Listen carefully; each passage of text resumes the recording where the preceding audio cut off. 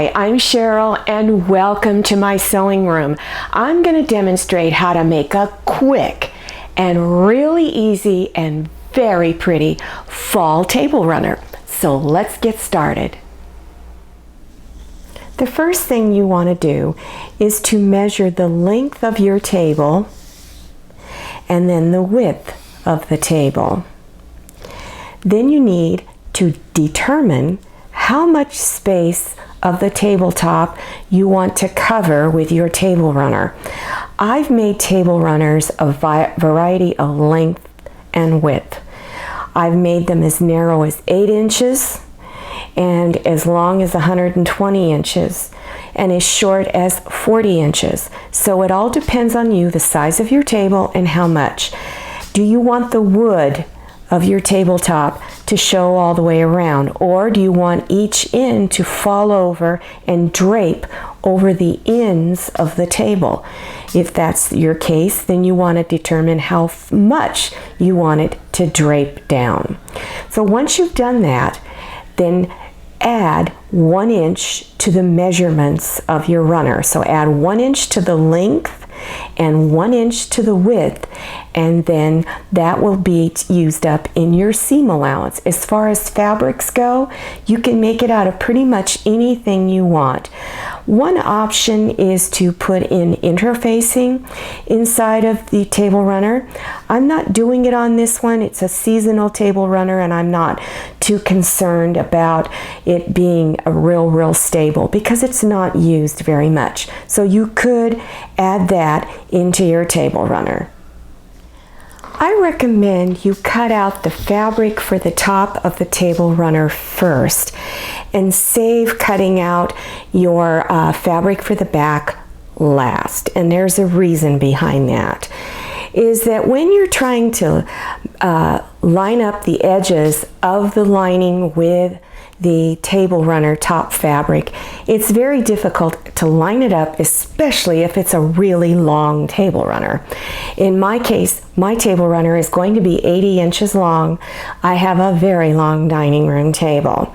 So my table runner fabric for the top is 16 inches wide and it's 80 inches long. Now, so what I've done is I've cut the lining out second and I've cut it oversized, and then lay the table runner fabric for the top inside of that and center it. It will be trimmed off later, but it's gonna save you a lot of heartache trying to line up those edges.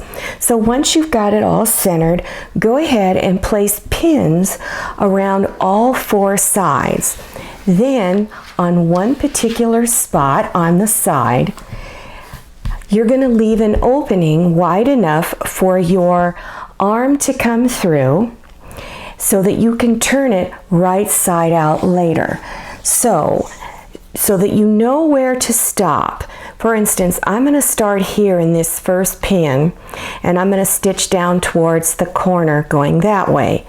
When I come around, I've done all 4 sides and I come to the 2 pins, that's my mark to stop. So go back and forth a few times at the 2 pins and then also back and forth at the 1 pin, so that when you're turning it front side out, you won't rip your stitches. Now, when you start stitching, so for instance, you're going to start here, then stitch.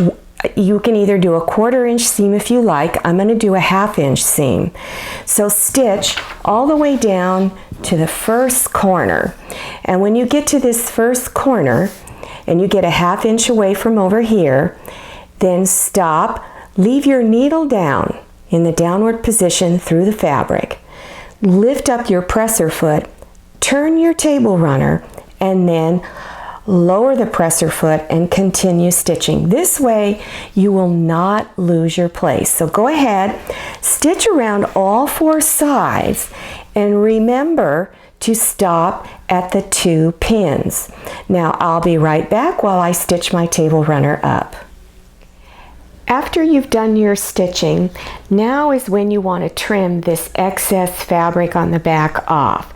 So take a long ruler. It's really easy if you have one of these long rulers, and place the edge of your ruler on the edge of the fabric that's on the top of the table runner that's going to be exposed.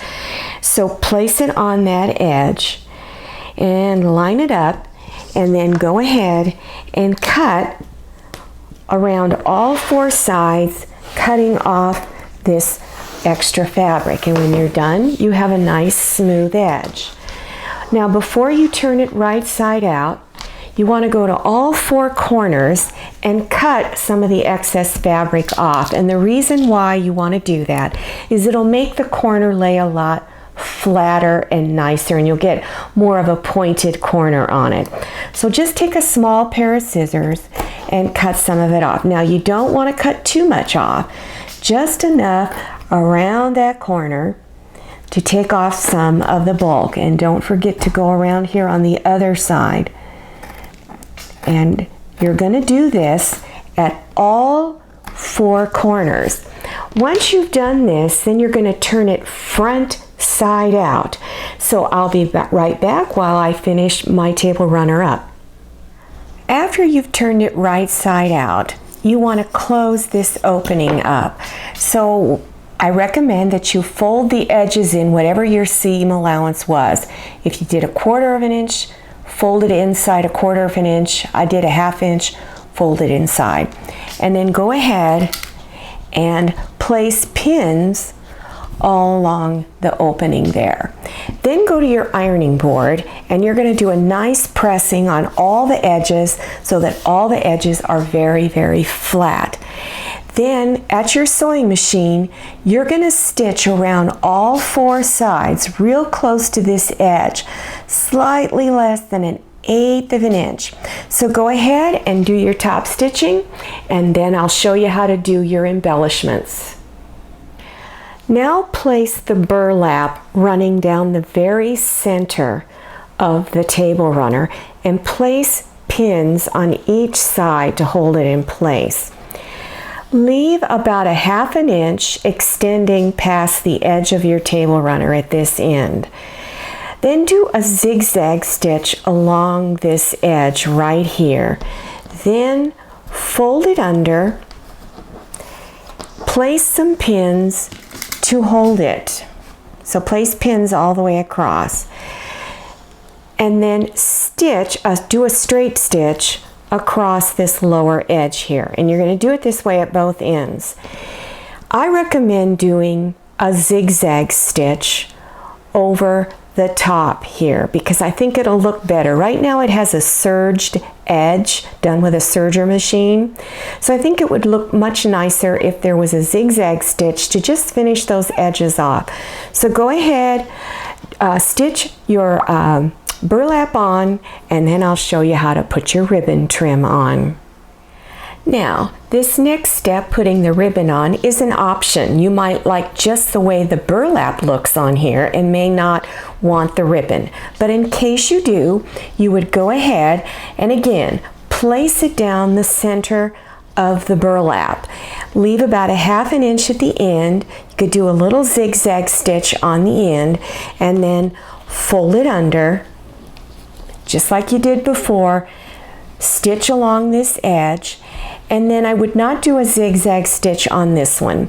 I would stitch really close to the edge using a straight stitch. So go ahead and stitch on each side of the ribbon, and then you're done.